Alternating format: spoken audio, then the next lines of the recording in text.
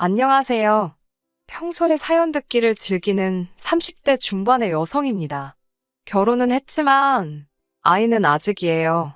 사실 남편과 아이를 가지려고 노력도 했었는데 어찌된 일인지 잘 안 되었네요.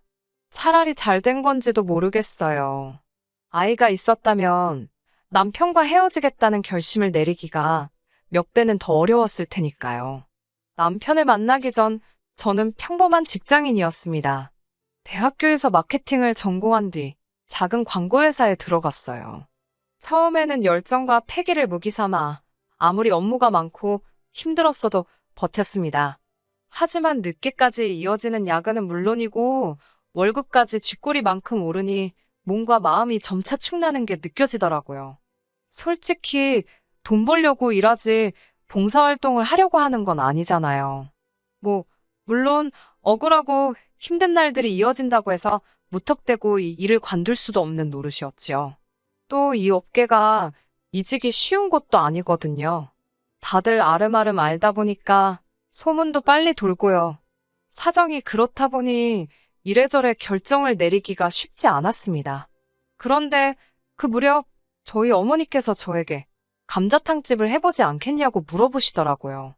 솔직히 그때 제 나이 20대 후반이었습니다.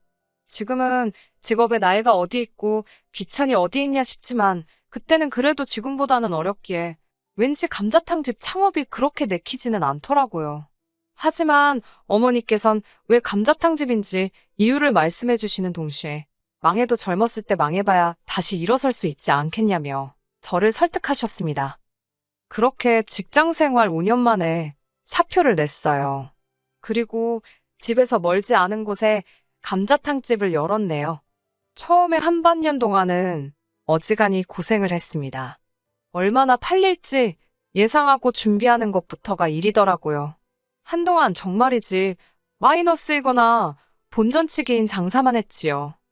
사실 제가 회사를 박차고 나와 장사를 한다는 건 이미 제 주변에 알만한 사람들은 다 알고 있었습니다. 그렇다 보니 쉽게 포기할 수가 없었습니다. 속된 말로 여기서 관두면 그럴 줄 알았어. 그런 소리나 들을 게 뻔했고 쪽팔리잖아요. 그래서 망할 때 망하더라도 되는 데까진 버텨보자라는 심정으로 자의반 타의반 이를 악물고 열심히 했어요. 그러니까 정말로 되더라고요. 이웃들 사이에 눈이 오건 비가 오건 여는 집, 게다가 맛도 좋고 가격도 싼 집으로 소문이 나기 시작하면서 자리를 잡을 수 있었습니다. 그렇게 장사한 지 2년이 채 되지 않았을 무렵 가게 확장까지 했어요. 솔직하게 말씀드릴게요. 제가 말한 집에서 멀지 않은 곳은 사실은 저희 부모님이 소유하고 계시던 작은 건물이었습니다.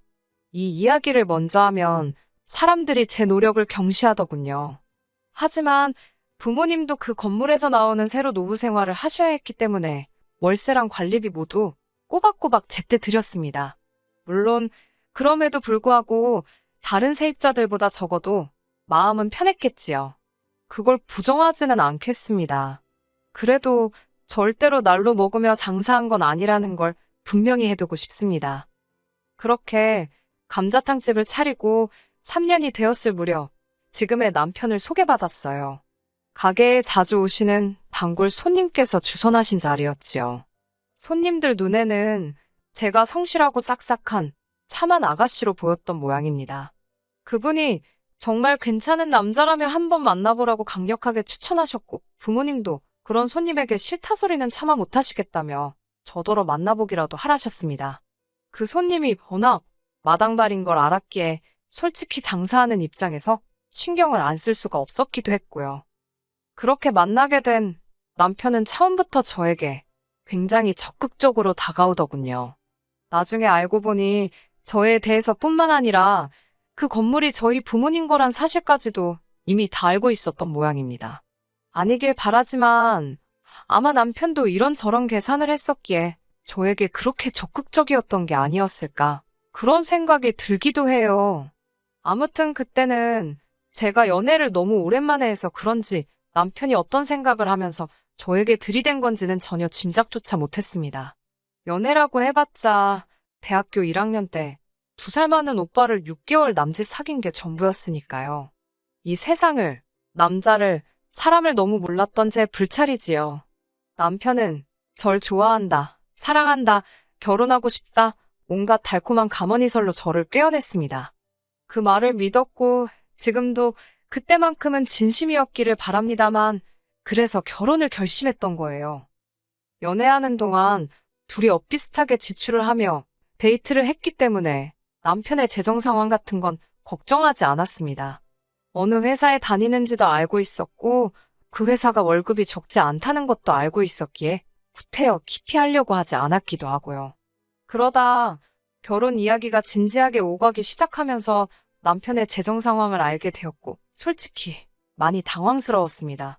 저희 부모님과는 달리 시부모님께서 노후 준비가 되어 있지 않으셨거든요. 살고 계시는 집은 전세였는데 그나마도 다음 계약 때는 전세 보증금을 올려줘야 한다며 몹시 걱정을 하고 계신 상황이었지요. 남편은 그 집에서 시부모님, 그리고 아직 대학을 졸업하지 않은 신우와 다 같이 살고 있었고요.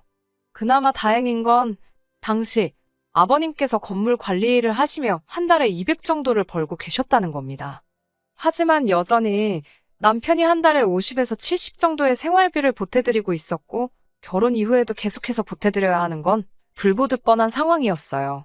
그 밖에 남편이 모아둔 돈이 6천 정도 있었지만 그것도 뭐 시댁 전세 보증금이라든가 신우등록금이라든가 한마디로 어디에 어떻게 쓰이게 될지 아무도 보장할 수 없는 상황이었습니다. 결혼 전에 이런 재정 상황을 알고도 파혼을 하지 않았던 건 돈만 빼면 괜찮은 사람이라고 생각했기 때문이에요. 연애하는 동안 저에게 큰 소리 한 번 낸 적 없고 마음 상하게 하는 일이 없었습니다. 저희 부모님께도 깍듯하고 동시에 살가웠으니까 단지 돈이 좀 없다는 이유로 헤어짐을 생각한다는 건 상상할 수 없는 일이었지요. 하지만 제가 알고 있는 모습들은 남편의 전부가 아니었습니다. 오히려 제가 보지 못한 많은 면들이 있었더군요. 결혼 생활을 시작하고 나서야 하나둘씩 눈치를 채게 되었고요. 결혼식을 올리고도 처음 한 달 동안은 둘이 같이 살 집을 구하지 못해서 떨어져 지내야만 했습니다. 솔직히 남편이 이거저거 빼고 겨우 3천만 원을 들고 왔으니 제가 7천을 들고 왔음에도 이래저래 여의치 않은 상황이었으니까요. 당시 저는 감자탕 집에서 멀지 않은 곳에 위치한 아파트에서 친정부모님과 같이 살고 있었습니다. 친정부모님께선 당신들이 감자탕 집이 있는 그 건물로 이사를 가시겠다며 이 아파트에서 신혼살림을 시작하라셨어요. 하지만 그건 말도 안 되는 일이었지요. 조금 설명을 드리자면 그 건물은 4층짜리로 1층은 상가로 2층부터 4층까지는 가정집으로 이루어져 있었습니다. 1층에는 원래 제 감자탕 집과 다른 가게가 하나 더 있었는데 그걸 제가 확장하면서 터버린 상황이었고요. 2층부터 4층까지는 각 층마다 2개씩 집이 있었는데 거실 없는 투룸짜리입니다. 친정 부모님께선 당신들이 그곳에 가서 살 테니 저더러 아파트에서 신혼살림을 차리라는 말씀이셨고요. 정말 말도 안 될 일이지요. 나이 드신 부모님께서 조금이라도 나은 환경에 계셔야 하는 게 당연하지 않나요? 결국 부모님과 이런저런 실랑이 끝에 제가 그 투룸으로 들어가기로 했습니다. 솔직히 보증금도 안 받으시고 살게 해주신 것만으로도 너무 감사했어요. 당연히 남편도 저와 같은 마음일 거라 믿었고요. 그런데 이 사실을 남편에게 알렸을 때 남편이 보인 반응은 뜻밖이었습니다. 어떻게 자기와 상의도 없이 그런 결정을 내릴 수 있냐고요. 처음에는 자기가 돈을 얼마 못 가져와서 저희 부모님 건물에 들어가서 살게 된 게 자존심이 상해서 저러나 체면이 안 서서 저러나 아니면 죄송스러워서 그러나 뭐 그런 생각이 들었어요. 하지만 그게 아니라 저희 부모님이 양보를 해주신다 하셨으면 감사히 받는 게 예의 아니냐입니다. 그리고 덧붙이는 말은 더 어이가 없었어요. 어차피 저희 부모님께서 어디 살든 크게 상관이 없으신 모양이라며 그러면 자기 가족은 4명이고 저희 가족은 3명이니까 양쪽 집이 바꿔 살아도 되지 않았겠냐입니다. 솔직히 전 그 말을 듣는 순간 남편 머리가 돌아버린 줄 알았어요. 제가 제정신이냐고 진심으로 하는 소리냐고 정말 경멸하는 듯한 눈빛으로 남편을 바라봤던 것 같습니다. 그러자 남편도 아차 싶었는지 그냥 해본 소리라는데 사람이 하는 말 중에 그냥 해본 소리가 어디 있겠어요? 다 마음에 있는데 자기도 모르게 터져나오는 거지. 그래도 그때는 결혼한 지 2달도 안 되었을 때고 남편도 바로 납작 엎드렸기에 그냥 넘어갔습니다. 남편은 회사 생활의 환멸을 느낀다고 했습니다. 아무리 죽어라 일을 하면 뭐하냐고 알아주는 사람이 하나도 없다면서요. 저도 회사 생활을 해봤으니 남편이 무슨 말을 하는 건지 100번이고 1000번이고 이해를 했습니다만 그렇다고 제가 뭐라고 하겠어요. 회사 생활이란 게 원래 다 치사하고 더러운 거다. 좀만 참아라. 그러면서도 남편은 접대 회식은 꼬박꼬박 잘도 가더라고요. 한다는 말이 이렇게라도 가야 눈도장 찍고 승진해서 저 호강시켜줄 거 아니냐입니다. 접대 회식이라는 게 아시잖아요. 툭하면 싸구려 향수 냄새에 쩔어오질 않나. 술이 떡이 돼서 들어오질 않나. 하지만 결혼 생활 내내 남편은 승진은커녕 연봉 협상도 똑바로 못하던걸요. 그래도 제일 스트레스 받는 건 본인 아니겠어요? 한 번도 받아오는 월급에 대해서 남편이 하는 회사 생활에 대해서 이렇다 저렇다 불만을 표현해 본 적이 없습니다. 그런 남편이 지난해부터 회사를 때려쳐야겠다는 소리를 입에 달고 살더라고요. 아내 입장에서 남편이 자꾸 회사 때려친다는 소리를 하니 불안하잖아요. 그래서 제가 회사 관두고 뭐 하고 싶은 거냐고 물어봤습니다. 그러자 제가 하는 감자탕집을 같이 운영하면 어떻겠냐는 거예요. 곤란한 이야기였지요. 이미 오랫동안 같이 손발을 맞춰온 이모님이 계시기도 했고 사실 남편이 할 만한 일은 딱히 없거든요. 저는 그건 어려울 것 같다고 했습니다. 그러자 남편은 너는 네가 사장이니까 네가 원할 때마다 쉬고 출퇴근 시간도 조절할 수 있고 그런데 자기는 왜 이렇게 살아야 하냐입니다. 아침 9시면 기계처럼 출근해서 밤늦게까지 술 먹고 하는 게 누군 좋아서 하는 거냐고요. 그 말을 들으니 억울한 거예요. 막말로 회사로 출근하는 거야. 출근만 하면 되잖아요. 어찌됐건 8시간, 9시간 채우면 월급은 주니까요. 장사는 해보니까 그게 그렇지가 않더라고요. 밑준비해야지, 뒷정리해야지, 이것만 벌써 2~3시간은 그냥 잡아먹습니다. 하긴 제가 지금 장사가 어렵다고 하소연하려고 사연을 쓰고 있는 건 아니니까요. 아무튼 남편에게 지금 당장 감자탕집에 당신이 할 만한 일도 딱히 없고 남 부부가 하루 종일 붙어 있는 거 좋은 거 같지 않다. 회사를 관두는 건 말리지 않겠지만 대신 뭘 할지 고민하고 정해놓고 관두든지 하라고 했습니다. 그러자 저더러 너무하답니다. 너도 회사 생활 적응 못해서 관두고 지금 장사하는 거면서 자기는 왜 못 관두게 하냐고요. 어쩔 수 없이 남편에게 지금 그냥 관두면 생활비는 어떻게 줄 거냐고 했어요. 솔직히 돈 이야기는 안 하려고 했거든요. 남편 자존심도 그렇고. 그런데 도무지 남편이 똥인지 된장인지 분간을 못하는 것 같아서 어쩔 수가 없었네요. 사실 남편이 생활비라고 가져와봤자 시댁에 들어가는 게 한 달에 100만 원 가까이 되었고 거기에 남편 자동차 할부금에 보험에 이런 거 저런 거 남편에게 들어가는 돈을 다 제외하고 나면 실상 제 손에 남는 건 100만 원 남짓이었어요. 그렇다고 남편 씀씀이가 적은 것도 아닙니다. 당연히 제가 번 돈도 생활비로 들어가고요. 장담컨대 제 돈이 남편 돈보다 더 들어가면 들어갔지 적지는 않을걸요?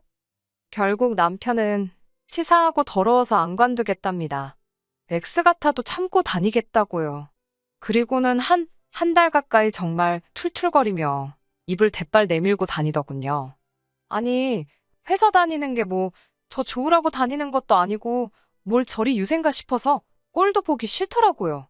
그래도 이때까지는 이혼은 생각 안 했습니다. 그냥 보고 있으면 꼴 보기 싫고 또 안 보이면 불쌍하고.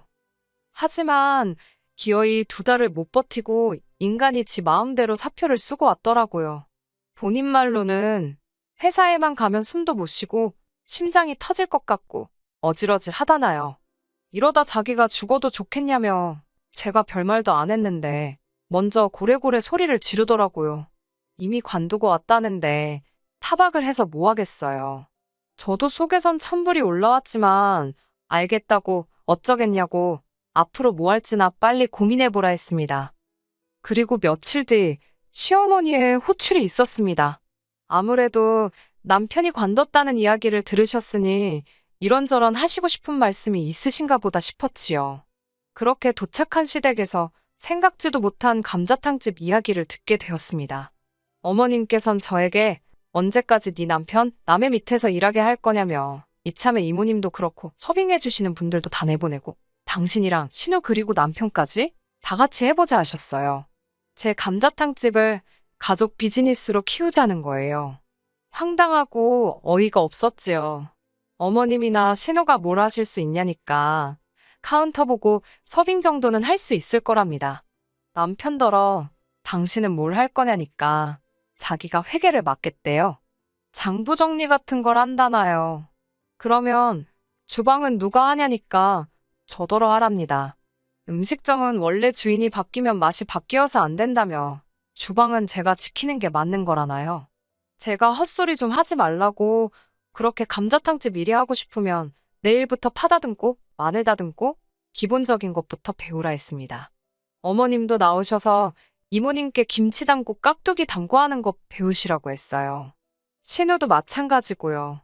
세 사람 다 설거지부터 서빙까지 1년 동안 해보고 그래도 할 수 있겠다 싶으면 그때 이야기해보자고 했네요. 그러자 어머님께선 지난번에 보니까 니네 엄마는 카운터 보고 있더만 당신은 주방 아줌마 취급하는 거냐며 저더러 그러는 거 아니랍니다.